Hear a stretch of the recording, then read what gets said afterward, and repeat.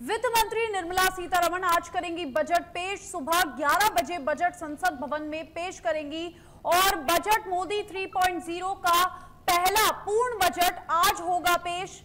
और इससे पहले वित्त मंत्री निर्मला सीतारमण ने फरवरी में बजट पेश किया था। अंतरिम बजट पीएम मोदी ने कल कहा था कि 2047 का रोड मैप होगा इस बजट में। और वित्त मंत्री सीतारमण लगातार 7वीं बार पेश करेंगी बजट आज। और वित्त मंत्रालय पहुंची वित्त मंत्री सीतारमण और वित्त मंत्रालय से राष्ट्रपति भवन पहुंचेंगी वित्त मंत्री और राष्ट्रपति द्रौपदी मुर्मू को सौंपेंगी बजट की कॉपी। सुबह 10 बजे वित्त राज्य मंत्री और बजट कॉपी के साथ पहुंचेंगी संसद। सुबह 10:15 पर कैबिनेट में पेश किया जाएगा बजट। सुबह 11 बजे वित्त मंत्री सीतारमण संसद में पेश करेंगी बजट। दोपहर 3 बजे वित्त मंत्री और बजट टीम की होगी प्रेस कॉन्फ्रेंस।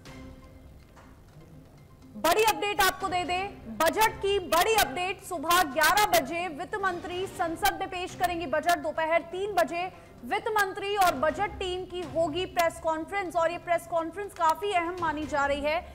वित्त मंत्री निर्मला सीतारमण आज 7वीं बार बजट पेश करने जा रही है। सुबह 11 बजे संसद में बजट पेश करेंगी वित्त मंत्री निर्मला सीतारमण। मोदी 3.0 का पहला पूर्ण बजट आज।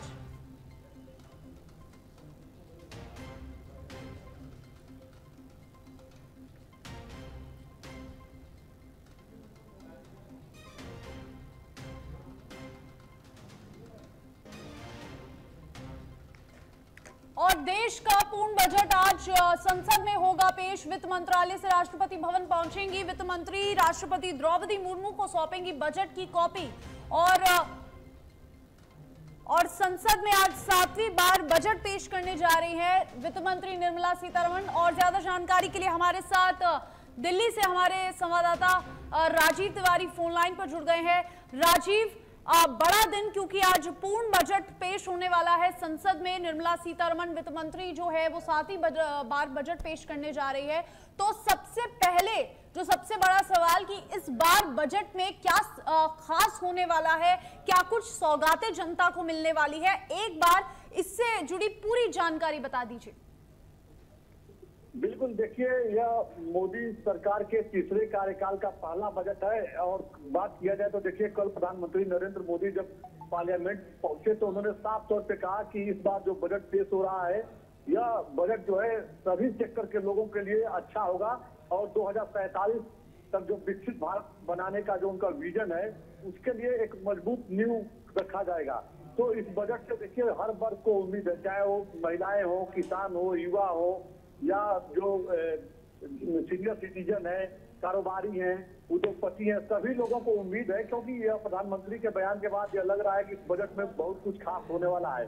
देखिए सबसे बड़ी बात यह है कि इस देश में जो मिडिल क्लास के लोग हैं उनको, जो टैक्स पेयर है, उनको हर बार ये उम्मीद रहती है कि टैक्स में छूट मिल जाए। तो सूत्रों से जो जानकारी मिल रही है कि टैक्स जो है वो 5 लाख तक उसकी सीमा बढ़ाई जा सकती है। तो एक बड़ी राहत होगी। इसी तरह से युवाओं के लिए भी कुछ अच्छा हो सकता है इस बजट में। युवाओं के लिए चाहे जो देखिए स्टार्टअप इंडिया की बात कीजिए या कारोबार करने के लिए युवाओं को जो तमाम कम ब्याज दर पे जो लोन दिए जा रहे हैं उसमें एक राहत भरी खबर आ सकती है। खास करके देखिए जो महिलाएं हैं, महिलाओं को चूंकि जो घर की व्यवस्था होती है महिलाएं चलाती हैं, तो महिलाओं को बड़ी उम्मीद है कि इस बार जो बजट आएगा उसमें जो लगातार महंगाई दर बढ़ा हुआ है उसमें लोगों को कुछ राहत मिलेगा और थोड़ा सा जो लोगों के जेब पे जो भारी पड़ रहा है महंगाई का जो बोझ है उससे लोगों को निजात मिलेगी। तो हर सेक्टर के लोगों को उम्मीद है, रेहड़ी पटरी वाले जो कारोबारी हैं उनको भी उम्मीद है कि उनके लिए कुछ अच्छा होगा इस बजट में। और खुद जो वित्त मंत्री निर्मला सीतारमण है उन्होंने भी ये कहा है कि इस बार का जो बजट है हर वर्ग के लिए होगा और बहुत ही अच्छा बजट होगा। तो कुल मिलाकर देखा जाए तो देखिए यह जो पूर्णकालिक बजट है, क्योंकि जो अंतरिम बजट था फरवरी में तो देखने को मिला था, लेकिन अंतरिम बजट जब निर्मला सीतारमण ने पेश किया था तो उस दौरान भी उन्होंने कहा था कि चुनाव के बाद जो बजट आएगा पूर्णकालिक वो बहुत ही बेहतर होगा और हर वर्ग के लिए होगा। तो लोगों को बड़ी उम्मीद है। तो देखना होगा 11 बजे निर्मला सीतारमण बजट पेश करेगी तो क्या कुछ तोहफा देती है देशवासियों को। जी जी राजीव, देखिए सबसे पहले ये जानना जरूरी है कि आम जनता यानी कि जो मिडिल क्लास जो हमारा सेक्शन है उसके लिए फिलहाल बजट में क्या कुछ लगता है कि क्या सौगात एक मिडिल क्लास को मिलने वाली है? बिल्कुल, देखिए जो मिडिल क्लास तो वही है जो नौकरी पेशे वाले लोग हैं।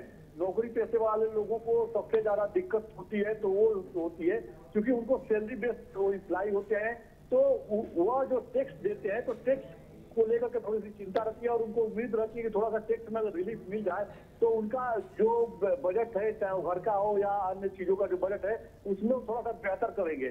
तो लोगों को उम्मीद है कि इस बार भी बजट में जो है जो टैक्स जो दिया जाता है, टैक्स पेयर जो है उनको रिलीफ मिलेगा। और देखिए सबसे बड़ी बात है कि आज कल जो है सबसे अच्छी बात यह है कि हर वर्ग के लोग, चाहे वो अमीर हो, गरीब हो, जो मिडिल क्लास है, लोअर मिडिल क्लास के लोग हैं, अपने लिए मकान खरीद रहे हैं, दुकान खरीद रहे हैं। तो ऐसे में उन लोगों को भी एक उम्मीद है कि जो प्रॉपर्टी में जो ब्याज दर है तो उस ब्याज दर में अगर थोड़ा सा रिलीफ मिले तो हर आदमी के पास अपना मकान होगा।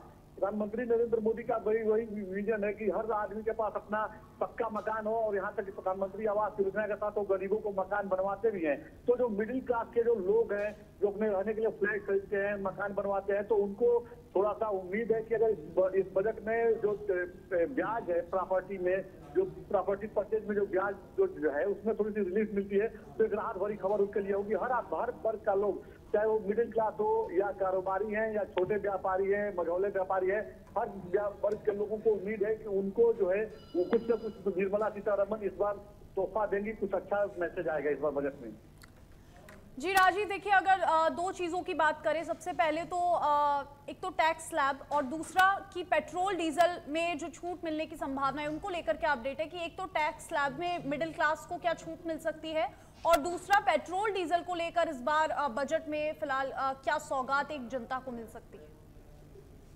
बिल्कुल, इस बात से इनकार नहीं किया जा सकता। देखिए पेट्रोल डीजल के जो दाम है वह लोगों के लिए भारी पड़ा है क्योंकि पेट्रोल डीजल के जो दाम है उसी के बाद ही जो रोजमर्रा की चीजें हैं, चाहे वो साग सब्जी हो या दही दूध हो, इनके बजट, इनके जो रेट होते हैं तय होते हैं। क्योंकि ट्रांसपोर्टेशन वाली चीजें हैं, जैसे ही पेट्रोल डीजल का दाम बढ़ता है तो महंगाई अपने आप आसमान छूने लगती है, इन चीजों का जो है दाम बढ़ जाता है। तो लोगों को उम्मीद है पेट्रोल डीजल के दाम से तो उम्मीद है कि इस बजट में कुछ उनके लिए खास होगा। लेकिन सबसे बड़ी बात है कि देखिए जो जनमानस है, जनमानस के लिए जो आपने देखा ट्रांसपोर्ट मिनिस्टर नितिन गडकरी जो लगातार इस बात को लेकर अपील करते रहते हैं कि अब जमाना बदल रहा है और आप लोग बैटरी वाला जो व्हीकल है उसको आप लोग परचेज कीजिए और उससे जो है आप अपने यहाँ यातायात का व्यवस्था कीजिए। तो क्योंकि पेट्रोल डीजल लगातार बढ़ रहा है तो अब उम्मीद तो तम चीजें हैं। देखिए पिछली बार जब जीएसटी काउंसिल की मीटिंग हुई थी तो उसमें भी निर्मला सीतारमण ने कहा था कि पेट्रोल डीजल के जो दाम है वो जीएसटी काउंसिल के उसमें लिए जाएंगे। तो क्या कुछ इस बजट में होता है यह देखना होगा। और सबसे बड़ी बात है कि देखिए देश में एक बड़ा युवा वर्ग बेरोजगार है, तो बेरोजगार युवाओं के लिए क्या कुछ इस बजट में होता है, लोग उम्मीद लगा के बैठे हैं क्योंकि युवा वर्ग उम्मीद लगा के बैठा है कि उनके लिए क्या कुछ खास होता है। क्योंकि प्रधानमंत्री नरेंद्र मोदी जब से देखिए जब से लगातार वो युवाओं के ऊपर फोकस कर रहे हैं तो युवाओं के लिए वो लगातार कई योजनाएं लेकर के आए, चाहे वो स्टार्टअप इंडिया की बात कीजिए या जो कारोबार करने के लिए जो तमाम रिलीफ दिया जाता है, तमाम कम दर पे ब्याज दिया जाता है जो गांव ग्रामीण अंचल के जो युवा हैं, या आपने देखा कि स्किल डेवलपमेंट के लिए उन्होंने एक अलग मंत्रालय ही बना दिया। तो युवाओं को लेकर के प्रधानमंत्री का एक विजन बहुत बड़ा दिख रहा है। तो इस बजट में उम्मीद है युवाओं को कि इस बजट में उनके लिए कुछ खास हो सकता है, रोजगार को लेकर के और या कारोबार करने को लेकर क्या कुछ कहा जाता है देखना होगा। युवा वर्ग बहुत उम्मीद से जो है इस बजट को देख रहा है कि इस बजट में क्या कुछ खास आने वाला है। सबसे महत्वपूर्ण बात है कि देखिए कल जब प्रधानमंत्री पहले दिन जब पहुंचे पार्लियामेंट में तो उन्होंने जो अपना स्टेटमेंट दिया उस स्टेटमेंट में उन्होंने साफ तौर पे कहा कि यह एक जो बजट है, यह बजट जो है अमृतकाल का बजट है और आने वाले समय में 2047 जो विकसित भारत राष्ट्र बनाने का जो हमारा विजन है उसके लिए एक नींव रखा जाएगा।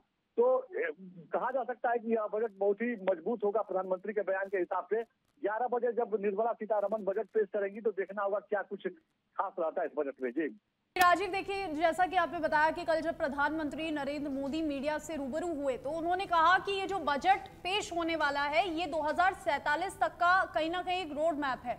तो कहीं ना कहीं हम ये मान सकते हैं कि इस बजट में हर वर्ग को साधने की कोशिश की जाएगी, चाहे वो महिला हो, चाहे वो युवा हो या वो किसान हो। इस चीज पर कितनी संभावनाएं नजर आ रही है? बिल्कुल, देखिए सभी सेक्टर को जो है कुछ न कुछ बड़ा तोहफा देने वाली है निर्मला सीतारमण। इसको लेकर निर्मला सीतारमण ने स्टेटमेंट भी दे दिया है कि इस बार जो हमारा बजट होगा उसमें हर वर्ग को लेकर के कुछ न कुछ स्पेशल रखा गया है। क्या कुछ स्पेशल है 11 बजे पता चलेगा। फिलहाल इतना जरूर है कि देखिए मोदी सरकार के तीसरे कार्यकाल का पहला बजट है, इसीलिए लोगों को बड़ा उम्मीद है। चुनाव प्रचार के दौरान आपने देखा कि प्रधानमंत्री नरेंद्र मोदी खुद ही कह रहे थे कि एक बार हमको और मौका आप लोग दीजिए, क्योंकि जो मेरा विजन है 2047 तक विकसित भारत राष्ट्र बनाने का, उसको हम पूरा करना चाहते हैं और उसके लिए मुझे एक अटेम्प्ट और चाहिए। तो प्रधानमंत्री को तीसरी बार मौका मिला है 7 साल के बाद। खुद प्रधानमंत्री ने कल कहा कि 7 साल के बाद ये सुनहरा अवसर देश में आया है कि कोई तीसरी बार प्रधानमंत्री पद का शपथ लिया है। यह गौरवशाली समय जो है हमारे लिए है, तो हम देशवासियों के लिए कुछ स्पेशल करना चाहते हैं। तो इस बजट में हर वर्ग के लिए कुछ ना कुछ होगा, इस बात से इंकार नहीं किया जा सकता है। खास करके देखिए बजट पर सबसे ज्यादा जो ध्यान केंद्रित है वो मिडिल क्लास का है, युवाओं का है और जो पढ़ी लिखी महिलाएं हैं उनका है कि आने वाले समय में महिलाओं को लेकर के जो नारी शक्ति की बात प्रधानमंत्री नरेंद्र मोदी करते हैं, चाहे वो राजनीतिक आरक्षण की बात को लेकर देखिए उन्होंने पिछले दिनों जो बिल जी राजीव, आपको रोकना चाहूंगी। फिलहाल लाइव तस्वीरें देखेंगे। निर्मला सीतारमण जो है वो संसद भवन पहुंच चुकी है और बजट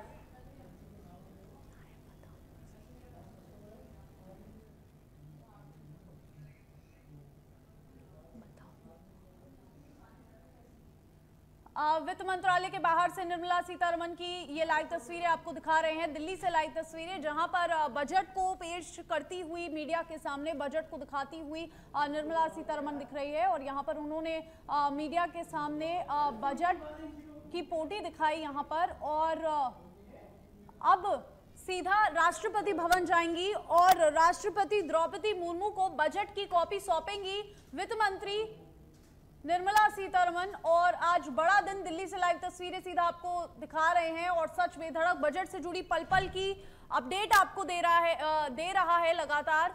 और सबसे पहले यहां पर वित्त मंत्रालय से निर्मला सीतारमण ने बजट को दिखाया और उसके बाद अब राष्ट्रपति भवन के लिए रवाना हो गई हैं और यहां पर वो पहुंचकर राष्ट्रपति भवन पहुंचकर राष्ट्रपति द्रौपदी मुर्मू को बजट की कॉपी सौंपेंगी और फिर उसके बाद जाएंगी संसद भवन।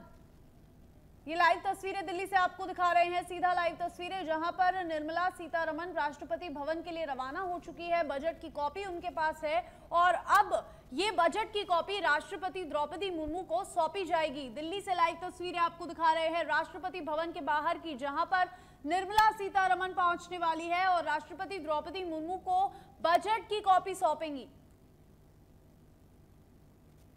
और वित्त मंत्री के नाम अनोखा रिकॉर्ड, 7वीं बार आज निर्मला सीतारमण संसद में बजट पेश करेंगी। मोदी 3.0 का पहला बजट, मोदी सरकार के तीसरे कार्यकाल का पहला बजट आज, और ये पूर्ण बजट होगा। अमृतकाल में बजट से बरसेगा अमृत। और राजीव लगातार हमारे साथ सीधा फोन लाइन पर जुड़े हुए हैं, दिल्ली से पल पल की अपडेट हमको दे रहे हैं। राजीव, फिलहाल निर्मला सीतारमण राष्ट्रपति भवन पहुंच रही हैं। अब राष्ट्रपति को बजट की कॉपी सौंपी जाएंगी और उसकी आगे की प्रक्रिया, फिलहाल क्या कुछ अपडेट दिल्ली से आ रही है कि आगे क्या होने वाला है? बिल्कुल, देखिए इस समय वित्त मंत्री निर्मला सीतारमण वित्त मंत्रालय पहुंची थी और उसके बाद अधिकारियों के साथ जो बैठक की थी, जो मतलब परंपरा है, परंपराओं के हिसाब से उन्होंने बैठक किया। बैठक के बाद वो वित्त मंत्रालय से बाहर निकली और उनके साथ वित्त राज्य मंत्री पंकज चौधरी भी मौजूद रहे और वहाँ पे फोटो सेशन हुआ और उन्होंने जो बजट का जो अपना बैग, क्योंकि शुरू से परंपरा रहा, वो बैग को उन्होंने अपने हाथ में दिखाया और उन्होंने मैसेज देने की कोशिश की कि आज कुछ स्पेशल होने वाला है देशवासियों के लिए। तो उसके बाद अब राष्ट्रपति भवन के लिए रवाना हो गए वित्त मंत्रालय से, क्योंकि वित्त मंत्रालय से थोड़ी दूर पे राष्ट्रपति भवन है और राष्ट्रपति द्रौपदी मुर्मू को जो है बजट की कॉपी सौंपने के बाद सीधे पार्लियामेंट पहुंचेगी और पार्लियामेंट पहुंचने के बाद जो है वहां पर कैबिनेट की बैठक होगी। उस बैठक में जो है चर्चाएं होती हैं, जो मतलब परंपरा है एक, तो कैबिनेट बैठक में चर्चा होगी। उसके बाद 11 बजे जो है बजट पढ़ेंगी वित्त मंत्री निर्मला सीतारमण और इस बार बजट में क्या कुछ वो देती हैं यह देखना होगा, क्योंकि देशवासियों को बड़ी उम्मीद है। देखिए इस समय देश भर के लोग जो है, क्योंकि अगर बात किया जाए तो जिस तरह से सच में धड़क को लोग देख रहे हैं, सच में धड़क के जो दर्शक है लगातार सुबह से इंतजार कर रहे हैं कि कब निर्मला सीतारमण अपना बजट पढ़ेंगी और उनको एक पॉजिटिव मैसेज मिलेगा। जो उम्मीद है उनकी उम्मीदें पूरी होंगी, तो उन लोग आस लगा के बैठे हैं, उम्मीद लगा के बैठे हैं कि क्या कुछ इस बार आता है। तो देखना होगा कि क्या कुछ निर्मला सीतारमण देती हैं इस बार बजट में, क्योंकि उन्होंने खुद कहा है कि इस बार का बजट देशवासियों के लिए स्पेशल बजट होगा।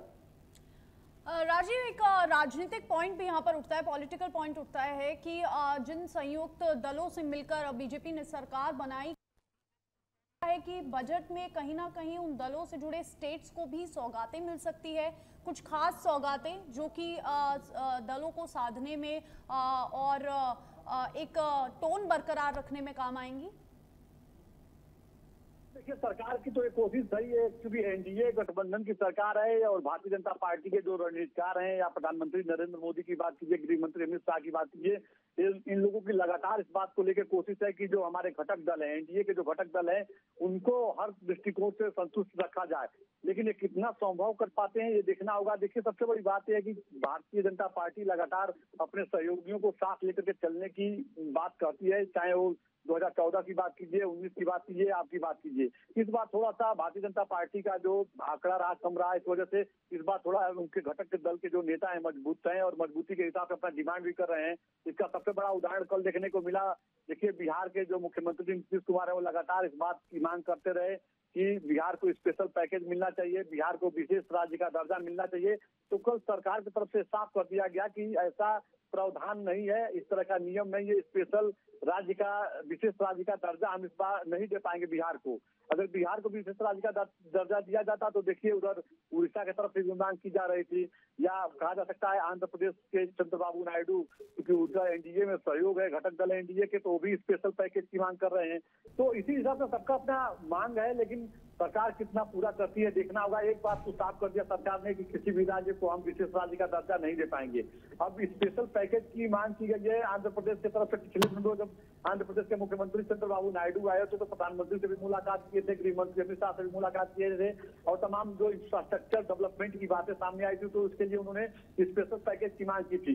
तो आज क्लियर हो जाएगा कि क्या अपने सहयोगियों के की जो बात है, जो सहयोगियों को जो डिमांड है, उसको भारतीय जनता पार्टी कितना पूरा करती है।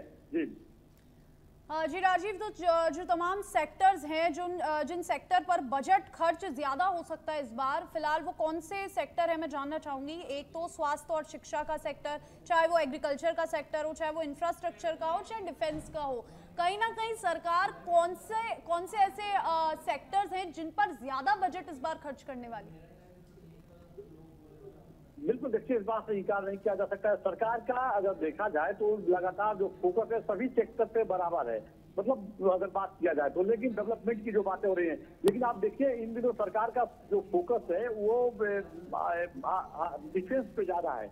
और यहाँ तक कि जो तमाम जो पहले कहा जा सकता है कि तमाम जो फाइटर प्लेन की बात की, फाइटर जहाज की बात कीजिए, या तमाम जो ऐसे जो हथियार जो होते थे, जो चीजें जो आर्म्स की रिलेटेड थी, उनके लिए सरकार एक कॉरिडोर ही बना रही है। तो कहा जा सकता है कि इस बार जो है सरकार का फोकस डिफेंस पे होगा, एग्रीकल्चर पर होगा, क्योंकि एग्रीकल्चर को लेकर के सरकार लगातार लंबे समय से काम कर रही है। और प्रधानमंत्री नरेंद्र मोदी का ये विजन भी रहा है कि जो किसानों की आय है उसको डबल किया जाए, ट्रिपल किया जाए, क्योंकि जो अन्नदाता है, किसान को देश में अन्नदाता कहा जाता है। आज भी ये माना जाता है कि अन्नदाता सबसे ज्यादा परेशान है। गांव ग्रामीण में अपना ग्रामीण स्तर का जीवन जीता है, और तमाम जो है तमाम चुनौतियों को झेलते हुए जो है, प्राकृतिक चुनौतियों को झेलते हुए वो अन्न जाता है। तो उनके लिए कुछ स्पेशल करने की हमेशा सरकार की कोशिश रहती है। तो इस बार एग्रीकल्चर सेक्टर में भी कुछ बेहतर किया जा सकता है। सरकार लंबे समय से काम भी कर रही है एग्रीकल्चर सेक्टर को लेकर के, डिफेंस के साथ साथ। और देखिए, इस समय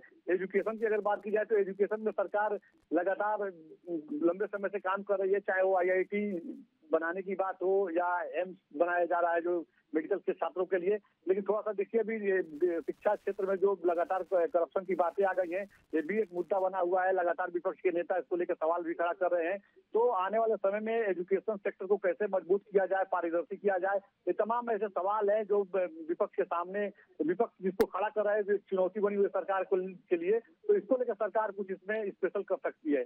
उसी तरह से अगर देखा जाए तो रोजगार के क्षेत्र में देखिए, देश में एक बड़ा वर्ग बेरोजगार है, और रोजगार को लेकर लगातार लंबे समय से लोग संघर्ष कर रहे हैं, युवा संघर्ष कर रहे हैं। सभी राज्यों में यही स्थिति बनी हुई है। तो एक उम्मीद जताई जा रही है कि रोजगार को लेकर के एक बड़ा मैसेज दिया जा सकता है, फोकस किया जा सकता है।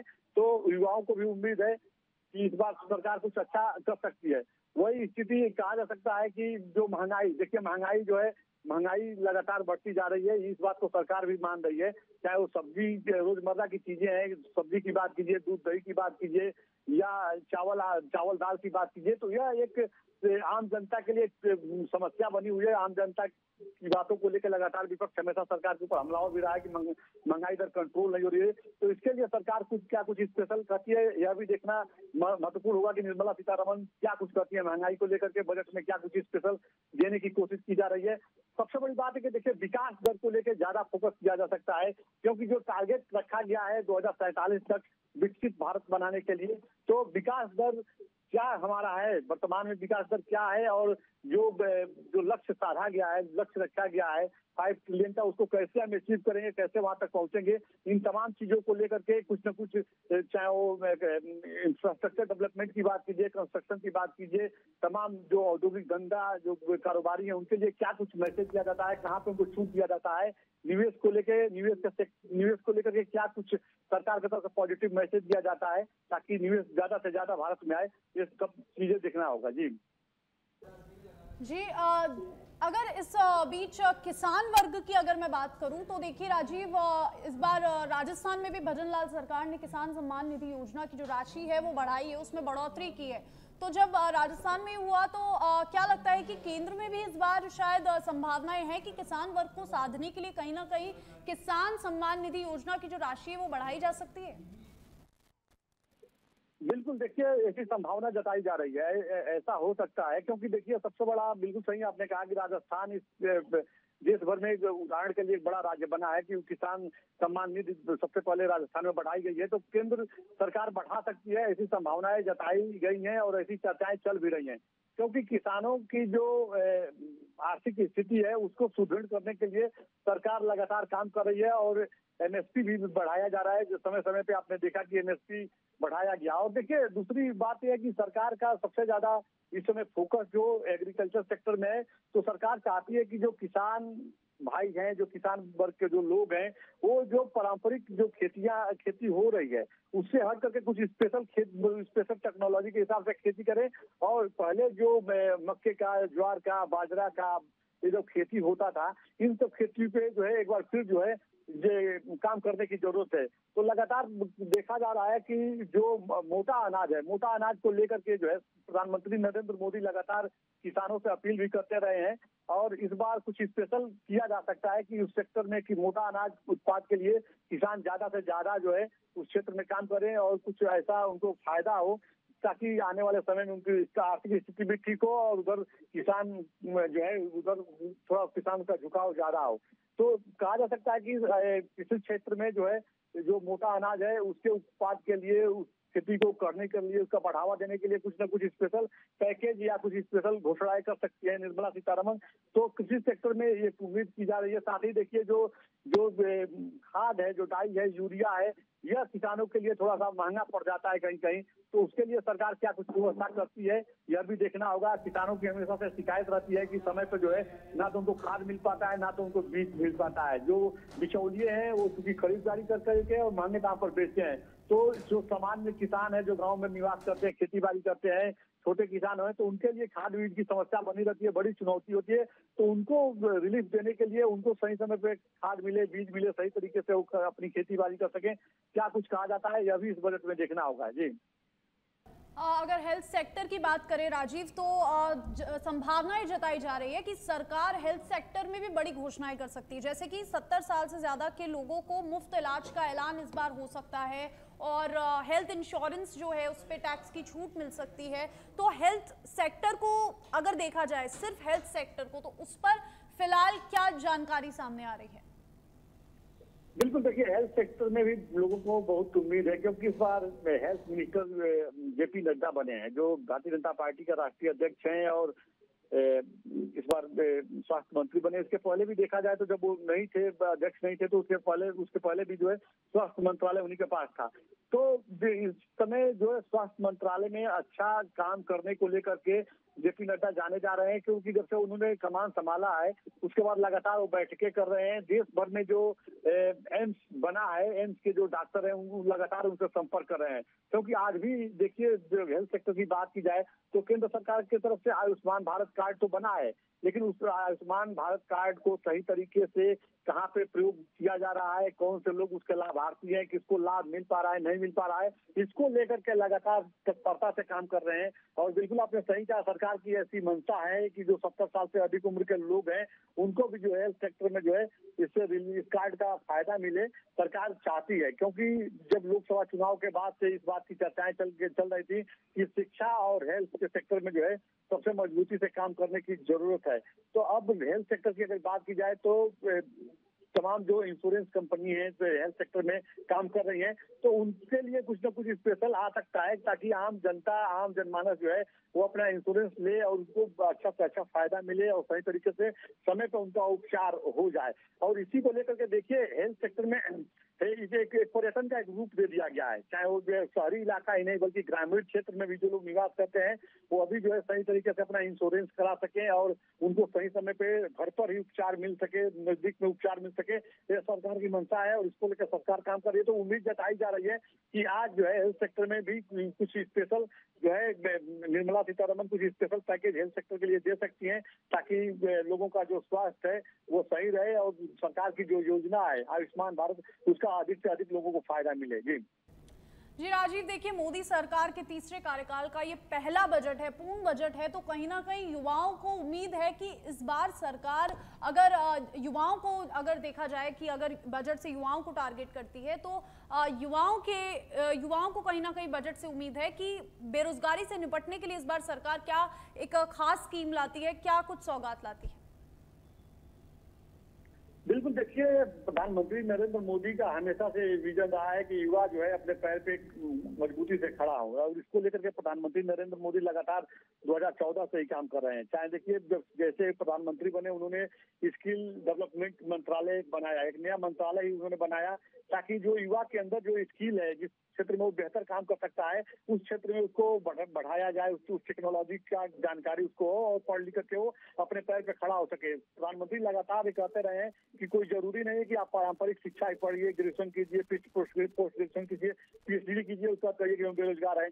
आप जो है जो आपका मन करता है, जिस क्षेत्र में आपको ज्यादा रुचि है उस क्षेत्र में आप बेहतर से बेहतर काम कर सकते हैं। तो कोई जरूरी नहीं है कि आप नौकरी कीजिए, आप नौकरी देने वाला बनिए, इस बारे में आप क्यों नहीं सोचते हैं?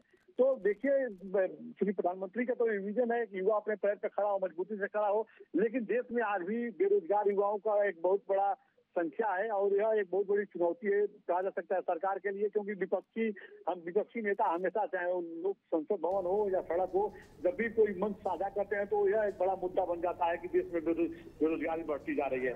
तो युवाओं को भी उम्मीद है और इस बार युवाओं के लिए कुछ स्पेशल पैकेज आ सकता है, कुछ स्पेशल घोषणा की जा सकती है निर्मला सीतारमण की तरफ से। चाहे देखिए स्टार्टअप इंडिया की बात कीजिए, प्रधानमंत्री ने चाहे डेयरी के क्षेत्र में बात की, प्रधानमंत्री लगातार इस बात पर फोकस करते रहे हैं कि अगर ग्रामीण अंचल का युवा है तो डेयरी सेक्टर में वो खुद का अपना कारोबार कर सकता है, उसको कम दर पे ब्याज मिलता है, उसको सब्सिडी मिलती है, या स्टार्टअप इंडिया अपना खुद का बिजनेस करना चाहता है तो उसको कम ब्याज दर से उसको बैंक द्वारा लोन प्रबंध कराया जाता है। तो तमाम चीजें तो पहले से चल रही है, लेकिन इस बार भी उम्मीद जताई जा रही है कि आज जब बजट पेश होगा तो युवाओं के रोजगार को लेकर के कुछ न कुछ जो है स्पेशल पैकेज, स्पेशल फोकस रहेगा और प्रधानमंत्री निर्मला सीतारमण युवाओं को लेकर कुछ न कुछ जरूर अच्छी बात इस बार बोलेंगी। तो क्या कुछ रहता है, 11 बजे का समय है, सभी चाहे वो देश का देखिए इस समय, चाहे वो महिला हो, पुरुष हो, युवा हो, बुजुर्ग हो, हर आदमी इस समय इंतजार कर रहा है 11 बजे का, क्योंकि मोदी सरकार के तीसरे कार्यकाल का पहला बजट है और सभी लोगों को उम्मीद है कि इस बार कुछ न कुछ स्पेशल पैकेज मिलेगा। हर सेक्टर के लोगों को उम्मीद है, तो जो बड़ा कारोबारी है, बड़ा उद्योगपति है वो भी इंतजार कर रहा है, और जो रेहड़ी पटरी वाले लोग हैं वो भी इंतजार कर रहे हैं, जो मध्यवर्गीय लोग हैं वो भी इंतजार कर रहे हैं, जो घरेलू महिलाएं हैं वो भी इंतजार कर रही हैं कि क्या गैस सिलेंडर में राहत मिलेगी। गैस सिलेंडर के दाम भी बढ़ गए हैं, या रसोई में जो रोजमर्रा की चीजें हैं, साग सब्जी दाल चावल, इनके भी दाम बढ़ गए हैं, तो क्या इन सब चीजों में छूट मिलेगी। इंतजार सभी लोगों को है, तो इंतजार देखना होगा कि क्या कुछ स्पेशल इस बार आता है। सबसे ज्यादा मिडिल क्लास के लोग हैं देश में, और मिडिल क्लास के लोगों को सभी क्षेत्रों में छूट की उम्मीद है, चाहे वो टैक्स की बात कीजिए या जो महंगाई लगातार बढ़ रही है रोजमर्रा की चीजें, चाहे साग सब्जी दही दूध की बात कीजिए या पेट्रोल डीजल की बात कीजिए। उम्मीद तो बहुत ज्यादा है, लेकिन अब देखिए क्या कुछ स्पेशल पैकेज इस बजट में क्या कुछ स्पेशल देती है निर्मला सीतारमण जी।